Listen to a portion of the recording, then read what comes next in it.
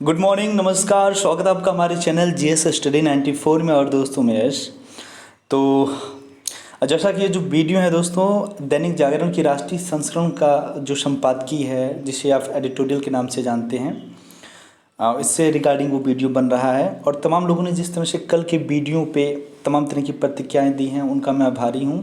और आप लोग जिस मेहनत के साथ, जिस लगन के साथ चीज़ों को पढ़ रहे हैं, समझ रहे हैं, उससे आपके प्रतिक्रिया के माध्यम से चीज़ों को समझ में आता है। तो सबसे पहले बता दें, जिन लोगों ने जो जो कमेंट लिखा था, जो सुझाव दिया था, जो अपना ओपिनियन रखा था उस लेख से संबंधित, या फिर जो मैंने बोला था कि आप होमवर्क में बताइएगा इस चीज़ को।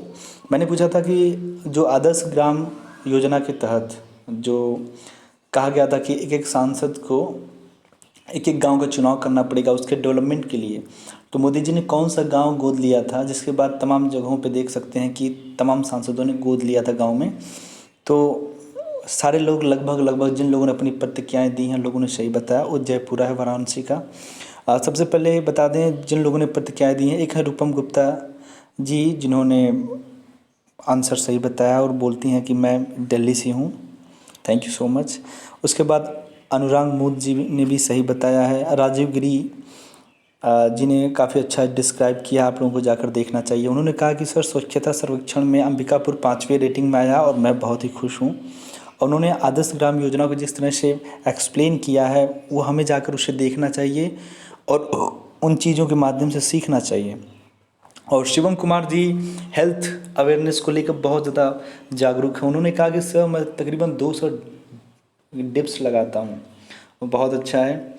चलिए, कभी ऐसा अगर अवसर मिला तो मैं किसी वीडियो के माध्यम से आप लोगों को दिखाऊंगा कि मैं भी कुछ चीज़ें कर सकता हूँ, और आप जागरूक होइए। मैं पहली प्राथमिकता देता हूँ कि यदि आपकी शरीर स्वस्थ है, तभी आपका जो माइंड होगा वह स्वस्थ होगा। क्योंकि दुनिया का सबसे खुश व्यक्ति वही है जो दोस्तों स्वस्थ है।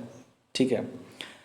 नितेश जाटव जी लिखते हैं, बहुत अच्छा इन्होंने लिखा है, किस प्रकार से हेल्थ इंफ्रास्ट्रक्चर को उन्होंने डिस्क्राइब किया है, तमाम देशों से कंपेयर किया है। तो उस चीज़ को जाकर आपको सीखना चाहिए।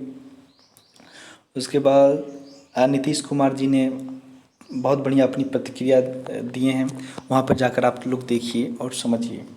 तो आप लोगों की प्रतिक्रिया के लिए थैंक यू सो मच। चलते हैं अब आगे, सबसे पहले उन वाक्यों की तरफ जिनमें वो क्षमता व कुवत होती है।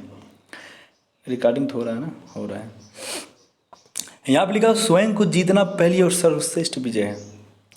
तो दोस्तों, यदि आप कभी भी कुछ बनना चाहते हैं, कुछ करना चाहते हैं, तो सबसे पहले जो आपके अंदर ज्ञानेंद्रियाँ, जो इमोशंस हैं, जो आपके अंदर अस्थिरता है, सबसे पहले उस पर आप विजय पाइए। इसीलिए कहा जाता है, अगर स्वयं को आप जिस दिन जीत लिए, उस दिन सबसे सर्वश्रेष्ठ, सबसे महान विजय वही होती है। क्योंकि आपके शरीर के अंदर, मन के अंदर तमाम तरह की इच्छाएँ चलती रहती हैं। आज मैं एक्टर बनूंगा, तो फिर बदल जाता है, मैं अब टिकटॉकर बनूंगा, यूट्यूबर बनूंगा। कुछ लोग हैं, अब मैं एलएलबी करूंगा, फिर पीएचडी करूंगा, डॉक्टर बनूंगा। ऐसी तमाम तरह की इच्छाएं हैं। जब तक इन एक चीज़ पे आप फोकस नहीं करेंगे, तब तक आप नहीं बन सकते। क्योंकि ये ज़िंदगी एक सीरियल नहीं है, या फिर फिल्म की तरह शूटिंग नहीं है कि जो गलतियाँ आपने अगर एक बार कर दिया, उसके बाद हम कैमरे के थ्रू से एडिट कर सकते हैं, डिलीट कर सकते हैं, दूसरा शूट कर सकते हैं। तो इसीलिए यदि आप किसी चीज़ का चुनाव करने जाएं, तो सबसे पहले जो लोग पहले से उन कामों में लगे हुए हैं, उनके माध्यम से सीखने की, जानने की कोशिश करिए। अपने माँ बाप, बड़े भाई से, बड़ी बहन से सीखने की कोशिश करिए कि आपने जिस दौर से गुजरा है, जिस ज़िंदगी को आपने जिया है, कृपया उस चीज़ के बारे में हमें बताएं, उसके लिए हमें सुझाव दें। याद रखिएगा, यदि आपने किसी को गुरु नहीं बनाया ना, तो दोस्तों आपकी जो ज़िंदगी है ऐसे कामों में व्यर्थ चली जाएगी। यदि आप पूछे होते हैं किसी बड़े से जिन्होंने उस ज़िंदगी को जिया है, तो आपका जो समय वो व्यर्थ नहीं जाता। ठीक है। आजकल की तो जनरेशन के बारे में क्या बताएं, कुछ अगर उन्हें आप सिखाने पढ़ाने लगेंगे तो आप ही से बढ़ जाएंगे। अच्छा, मुझे से ज़्यादा जानते हो। अब चलते हैं दोस्तों, इसे लिखा प्रो रजनीश कुमार शुक्ला, मतलब ये प्रोफेसर हैं। दुनिया को रास्ता दिखाने वाला संकट। इसके माध्यम से हम ये देखेंगे, जो कोविड-19 की वजह से तमाम तरह की दिक्कतें आ रही हैं पूरे वैश्विक स्तर पे, वैश्विक देशों में।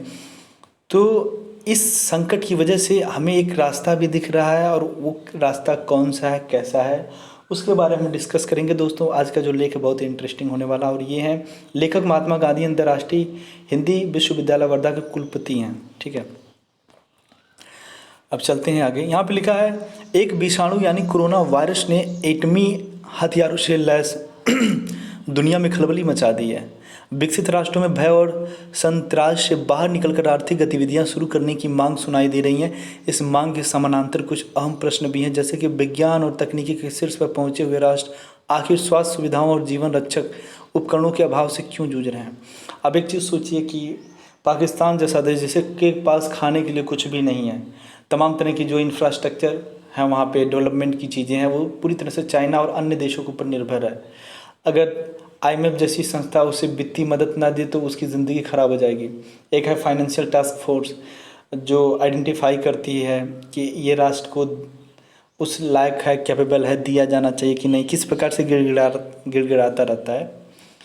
पर उसके पास एक चीज़ आपको मिलेगा, हथियारों का जखीरा, हथियारों का गोदाम जरूर मिलेगा। अब सोचिए ऐसे समय में ज़्यादातर देश आप देखेंगे उन्होंने सबसे ज़्यादा जो है अपना जीडीपी लगाया ज़्यादातर हथियारों पे, सैन्य पे। पर आज हमारे बीच में एक ऐसा शत्रु आ बैठा है जो अदृश्य है और जहाँ पर आप देख सकते हैं किसी भी हथियार उपकरण का आप इस्तेमाल नहीं कर सकते। और आज सारे देश की सच्चाई खुल गई है कि पूरी दुनिया के डॉक्टर लगे हुए हैं, साइंटिस्ट लगे हुए हैं, पर दोस्तों सब लोग नाकाम है, धराशायी है, कोई वैक्सीन तक नहीं बना पा रहा है। लंदन, रोम, पेरिस और इन सबसे बढ़कर न्यूयॉर्क इस महामारी के सबसे अधिक चपेट में आने वाले नगर क्यों साबित हुए। आर्थिक गतिविधियों का तात्पर्य न तो कृषि और न ही कृषि आधारित ऐसे उत्पाद जो मनुष्य के लिए अपरिहार्य है। सोचिए, भारतीय संदर्भों में सभ्यता की दृष्टि से दो महत्वपूर्ण स्थितियां हैं। एक, इस विपत्ति के समय नगरीय जीवन उनको सहेजने और संभालने के लिए तैयार नहीं है, जिनकी मेहनत के बल पर संसार के जीवन की चकाचौंध है, तो गांव उनको स्वीकार करने के लिए खड़ा है, जिसे उन्होंने कुछ अधिक सुविधाओं और सुख के लिए छोड़ दिया था। भारत में दिल्ली, मुंबई, अहमदाबाद, हैदराबाद, बेंगलुरु, ये सब समाज जीवन के क्षेत्र में डार्विन के उस सिद्धांत के सशक्त उदाहरण बनकर उभरे हैं, जिसमें निर्बल के जीवन के लिए कोई मतलब नहीं है।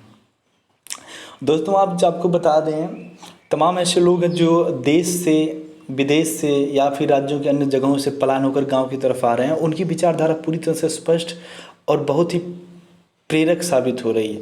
वो किस प्रकार से तवज्जो दे रहे हैं, प्राथमिकता दे रहे हैं कि भैया आप गांव में ही ज़्यादातर विनिवेश किया जाएगा, गांव में एक आधार बनाया जाएगा जीविका का, रोजगार का। शहरों की तरफ पलायन नहीं होंगे, क्योंकि शहरों की तरफ पलायन होने का हमने देख चुका है। जिस तरह से बड़ी बड़ी कंपनियां हमारे श्रम का शोषण की, उसके बाद जब उन्हें यह अवसर मिला और कि हमें कुछ दिन तक सुरक्षित रखें, खिला पिला लें, उस अवसर से, उस जिम्मेदारी से किस प्रकार से उन्होंने पलड़ा झटक दिया। ऐसे में हमें भी अब खुद स्वरोजगार उत्पन्न करना पड़ेगा, अन्यथा ये दिक्कतें इतनी जल्दी नहीं हो जाएंगी। और यदि भविष्य में फिर इस प्रकार की कोई दिक्कत आ गई तो यदि आप बार बार किसी दूसरी कंपनियों पे आश्रित रहेंगे, स्वरोजगार को प्रमोट नहीं करेंगे, खेतीबाड़ी नहीं करेंगे, तो कंडीशन इससे भी क्रिटिकल हो जाएगी। कुछ लोग तो ऐसे भी थे जो गांव की ज़मीन वमीन बेच के शहरों में जाके बसे थे, आज वो ईश्वर से कामना कर रहे हैं और मन ही मन दुखी हो रहे हैं कि काश अगर मैं अपने पिताजी, बाबा की पुरखों की ज़मीनों को आज अगर बेचा नहीं होता तो आज मेरे पास भी एक संरक्षण के रूप में एक आवास होता, एक स्थान होता जहाँ पे मैं गांव में अच्छे से जीवन निर्वाह कर पाता। तो एक चीज़ आपको बताइए, आप लोगों के माध्यम से मैं जानना चाहता हूँ कि मतलब अगर यदि आपको किसी व्यक्ति को समझाना पड़े, किसी मज़दूर को, किसी किसान को, किसी गरीब को समझाना पड़े, तो आप पहली प्राथमिकता क्या देंगे कि वो कहीं पे मतलब किसी बड़ी कंपनी में, छोटी कंपनी में जिस तरह से शोषण हो रहा है आप देख सकते हैं, 10,000 से ज़्यादा कोई नहीं देता है। और जब मज़दूर गरीब है तो बेचारा वो क्या जानता है, कोई जाकर माटी फेंकवाएगा तो कोई क्या नट बोल्ट कसवाएगा, ही सब वो काम करवाएंगे। तो आपकी प्राथमिकता क्या है दोस्तों कि आप पहली प्राथमिकता किसे देते हैं?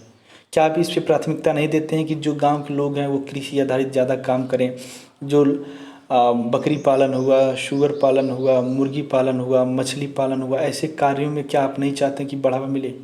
यदि आपकी नज़र में ये बेस्ट रोज़गार है तो आप अपना सुझाव ज़रूर दीजिएगा।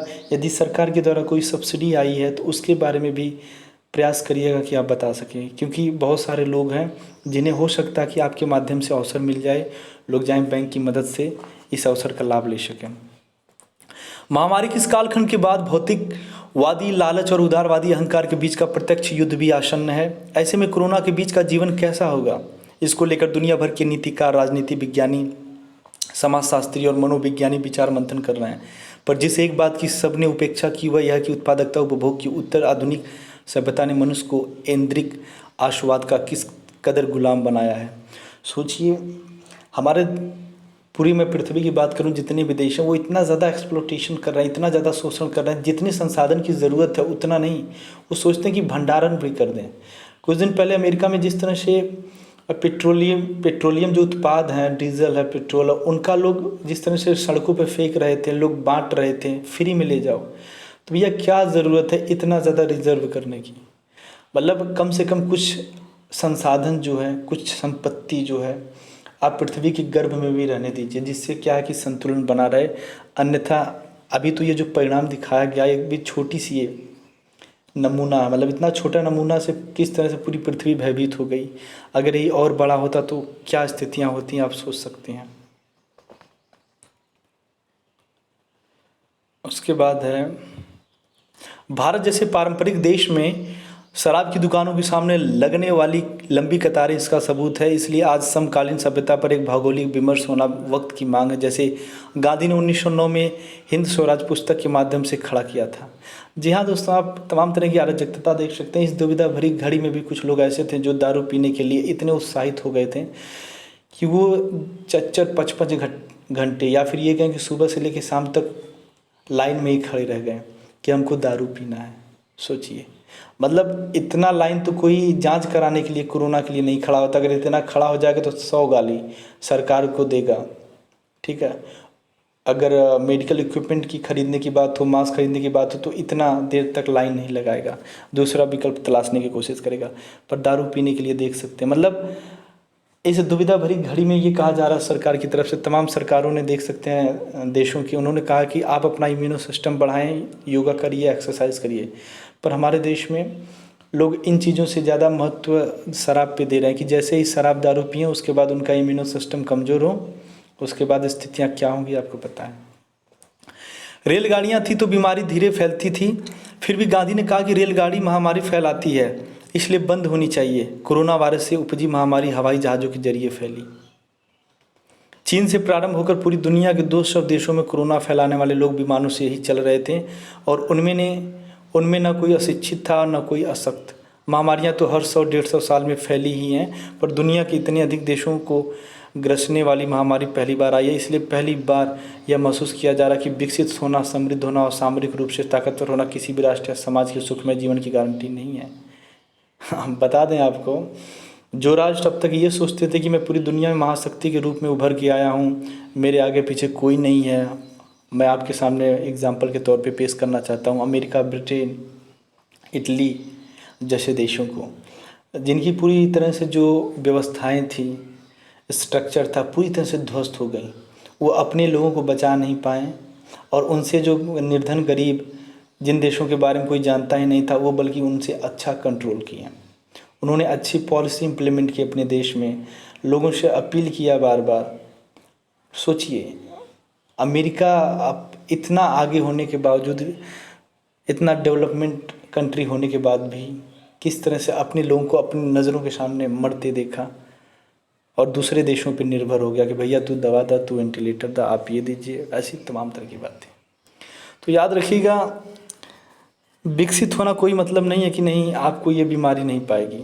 सबसे पहली जो प्राथमिकता है, आप जो पर्यावरण है उसे बना के रखिएगा, ठीक है। ज़्यादा से ज़्यादा पेड़ लगाएं और प्राकृतिक के साथ खिलवाड़ करना बंद करिए। जिस तरह से तमाम तरह के लोग क्लोन बना रहे हैं, 2 जीन को आपस में मिला के एक नया जीव बना रहे हैं, यही सब तो लक्षण है। कोरोना तो यही सब कुछ है। प्रकृति के साथ आप खिलवाड़ करेंगे तो विस्फोट होगा ही, सीधे वही है। बल्कि अपने मूल के साथ जुड़े रहना, धरती के हजारों साल के अनुभव से विकसित जीवन प्रणाली को स्वीकार करना, स्व आश्रित समाज का निर्माण ही संपूर्ण सभ्यता के आधार है। कोरोना ने एक और सवाल खड़ा किया कि ग्लोबल विलेज की अवधारणा मनुष्यों के मुक्त अंतरण, मुक्त व्यापार और वैश्विक आर्थिक गतिविधियों से नहीं मूर्त होगी, अपितु तब मूर्त होगी जब स्वाधीनता को मूल्य मिलेगा। प्रवचन पर आधारित समाज व्यवस्था के स्थान पर अस्थायी और स्थिर समाज व्यवस्था का निर्माण करना होगा, अन्यथा इस महामारी के बाद की दुनिया और अधिक अमानवीय होगी। इसके लिए राष्ट्रों को अपनी सोच बदलनी पड़ेगी, अपने नागरिकों को इंद्रिय व सुख के जीवन के स्थान पर वास्तविक जीवन सुख की प्राप्ति की विधि का प्रशिक्षण देना होगा। आपको बता दें, हमारे समाज में, देश में, विदेशों में कुछ लोग ऐसे हैं जिनके पास इतनी संपत्तियां हैं कि उनके घरों में रहने के लिए कोई नहीं है, उनके नौकर रहते हैं या तो ऐसे ही कई सौ सालों तक ताला ही लगा रहता है। बड़े बड़े कुश जाम गए, मतलब खरपतवार जाम गई, फिर भी वो ये नहीं चाहेंगे कि नहीं हम दान में दे दें, या फिर ऐसे लोगों को, ऐसे परिवारों को दे दें जिनके पास रहने की सुविधा नहीं है। कुछ लोग हैं, एक दो बच्चे की शादी करेंगे तो कम से कम करोड़ों की दौलत उसमें उड़ा देंगे, पर जब उसी बच्ची को शिक्षित करने की बात होगी, बड़ी पढ़ाई की बात होगी, तो इतना पैसा नहीं लगाएंगे। तो लोगों को शिक्षित करिए, पर कौन सी पढ़ाई? आजकल जो पढ़ाइयाँ हो रही हैं ना, बता दें, आप बुरा मत मानिएगा, तमाम तरह की ऐसी पढ़ाइयाँ शुरू से ही हो रही इंटर के बाद, कि बस इसके माध्यम से आप रोज़गार पा सकते हैं। ये तो एक तरह से आप क्या मैन्युफैक्चरिंग कर रहे हैं, एक रोबोट मैन्युफैक्चर कर रहे हैं। कहाँ गया अर्थशास्त्र, समाजशास्त्र, ये सब पढ़ाइए अपने बच्चों को, नागरिक शास्त्र, हाँ, राजनीति शास्त्र, ये सब विषय हैं। इससे क्या है ना कि व्यवहारिक नॉलेज होता है। उसके बाद आपका जो दृष्टि है, जो आपकी विचारधारा है पर्यावरण के प्रति, किसी इंसान के प्रति, बहुत ही अच्छा होगा। ठीक है। भारतीय संदर्भ में यह तो कहा जा सकता है कि परंपरागत भारतीय जीवन का ढांचा फिर से खड़ा कर समाज नया होगा, या पर पुराने मूल्य स्वीकार करके। गांधी ने 1909 में ही इस बात को साफ शब्दों में कहा था कि भारत को सच्चे स्वराज की स्थापना करनी होगी। भारत का सच्चा स्वराज केवल भारत के लिए ज़रूरी नहीं है, अपितु पूरी दुनिया के लिए ज़रूरी है। यह सही है कि 21वीं सदी का जो समाज है उसे 1909 में नहीं ले जाया जा सकता, लेकिन मानव सभ्यता का इतिहास हज़ारों वर्षों का है। हर आपदा और बड़े युद्ध के बाद दुनिया ने दिशा बदली, लक्ष्य बदले हैं। इस महामारी ने स्टार वार की कल्पना वाली सभ्यता के चूने हिला दी हैं। याद है आपको, अमेरिका वाले ज़्यादातर फिल्म दिखाते हैं स्टार वार वाले, कहीं आयरन मैन, स्पाइडरमैन, मतलब ऐसे तमाम तरह की फिल्मों के माध्यम से किस प्रकार से दिखा रहे हैं कि हम पृथ्वी को बचा रहे हैं, अपने देश को बचा रहे हैं। कहाँ गए हैं आज ये लोग? मंगोलिया, कंबोडिया, वियतनाम, भूटान और काफ़ी हद तक भारत भी खड़ा है, तो इसलिए कि यह गांव जिंदा है, कृषि की संस्कृति जिंदा है। इन सब जगहों पर खेती व्यापार नहीं है, जीवन का आधार थी, और कृषि का तात्पर्य है उगाना। आपको सही बता दें, आप कई देशों में जाकर देख सकते हैं, जिन देशों में कृषि जिंदा है, कृषि पे सरकार जो है तमाम तरह की योजनाएं प्राथमिकता दे रही है, वो देश, उन देशों में स्थितियां थोड़ी अन्य देशों की अपेक्षा सही हैं।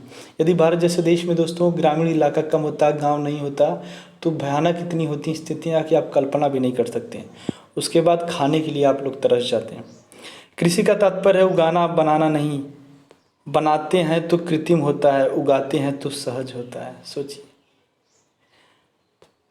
जब हम उगाने या उपजाने से विमुख होकर बनाने और उत्पादित करने की सभ्यता निर्मित करते हैं तो वह कृत्रिम होती है और सहज स्वाभाविक जीवन के विरुद्ध भी। इसे फिर एक बार दुनिया को समझना होगा, अन्यथा कोई नया विषाणु किसी नए देश में पैदा होगा और फिर दुनिया में तहलका मचाएगा। भय और आशंका पर आधारित जीवन सभ्य नहीं हो सकता। सभ्यता तो वही है जो सब में निर्भरता पैदा करे। निर्भरता सब व्यक्तियों में, राज्यों में, राष्ट्रों में हो। मनुष्य और प्रकृति का आपस में कोई बैर नहीं हो, पारस्परिकता की सभ्यता हो। कोरोना के बाद का कालखंड ऐसी ही सभ्यता की मांग कर रहा है। प्रकृति और परिवेश सहचर हो, ऐसी सभ्यता ही उत्तर कोरोना काल की मांग है। कोरोना ने कुछ सीख भी दी है, उसमें सबसे महत्वपूर्ण है कि मनुष्य की ज़रूरतों बहुत सीमित है। दुनिया बिना तेल जलाए चल सकती है, दुनिया जल, थल और आकाश को गंदा किए बिना चल सकती है। जिस रास्ते दुनिया 5 महीने चल सकती है, उस रास्ते चलने की सभ्यता, दृष्टि या विश्व व्यवस्था निर्मित की जाए। जी हाँ दोस्तों, आप देखे होंगे किस प्रकार से पृथ्वी लॉकडाउन होने के बाद तमाम देशों ने जिस तरह से ये इम्प्लीमेंट किया पॉलिसी, उसके बाद इसका जो सबसे बड़ा पॉजिटिव इम्पैक्ट आया, पूरी तरह से नदियाँ, महासागर, पर्यावरण स्वच्छ होने लगे, मतलब चिड़िया चहचहाने लगी, आसमान साफ दिखने लगा, पहाड़ें कई दूर से ही दिखने लगे। तो हमें थोड़ी, मैं नहीं कह रहा हूँ सारी चीज़ें आप बंद कर दीजिए, ज़रूरतों को सीमित करना चाहिए। जिस तेज़ी के साथ, कुछ लोग तो ऐसे हैं कि 10 कदम भी जाएंगे तो मोटरसाइकिल लेके जा रहे हैं।